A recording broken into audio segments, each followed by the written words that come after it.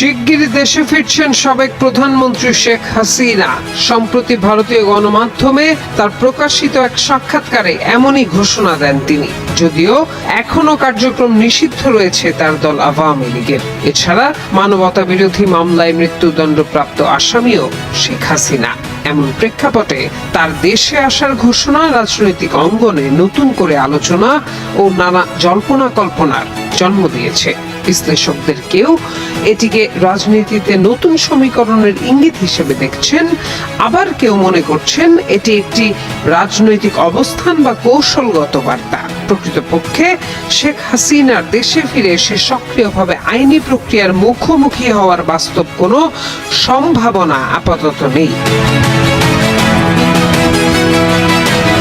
অন্যদিকে বিএনপি, জামায়াতে ইসলামী ও জাতীয় নাগরিক পার্টি এনসিপি সহ বিভিন্ন রাজনৈতিক দলের নেতারা বলছেন, শুধু বিচারিক প্রক্রিয়ার মুখোমুখি হওয়ার জন্যই বাংলাদেশে শেখ হাসিনাকে ফিরে আসতে হবে। যে পরিস্থিতিতে তাকে দেশ ছাড়তে হয়েছিল সেটি ছিল ব্যাপক জন অসন্তোষ ও গণপ্রতিরোধের প্রেক্ষাপট। ফলে এখন তার দেশে ফিরে রাজনীতি করার বাস্তবতা নেই। যদিও আওয়ামী লীগ নেতাদের দাবি, শেখ হাসিনার দেশে ফেরার প্রশ্নে মামলা বা বিচারিক প্রক্রিয়া কোনো বাধা নয়, কারণ অতীতেও তিনি নানা প্রতিকূলতা অতিক্রম করেই দেশে ফিরেছেন। এবারও রাজনৈতিকভাবে থামিয়ে রাখা সম্ভব হবে না।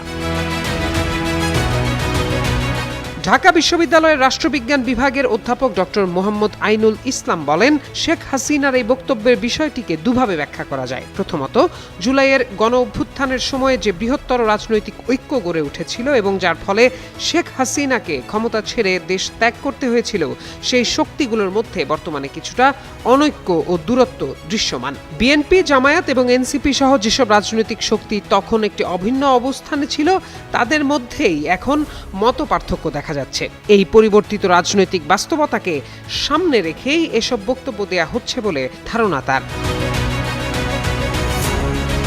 বিএনপি চেয়ারম্যানের উপদেষ্টা অ্যাডভোকেট সৈয়দ মোয়াজ্জেম হোসেন আলাল বলেন, শেখ হাসিনা দীর্ঘদিন ধরেই অসংলগ্ন ও বিতর্কিত বক্তব্য দিয়ে আসছেন। দেশের রাজনৈতিক নেতা, বুদ্ধিজীবী কিংবা বিশিষ্ট ব্যক্তিদের মধ্যে এমন কাউকে খুঁজে পাওয়া কঠিন যিনি কখনো তার বক্তব্যের লক্ষ্যবস্তু হননি। তিনি মনে করেন, ভারতেরই উচিত বন্দি বিনিময় চুক্তি মেনে তাকে বাংলাদেশে ফেরত পাঠানো।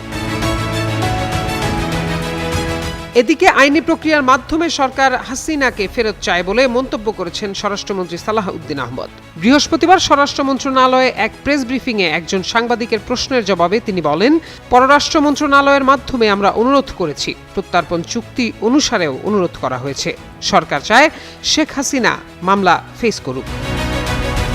প্রত্যয় দাস, যুগান্তর নিউজ।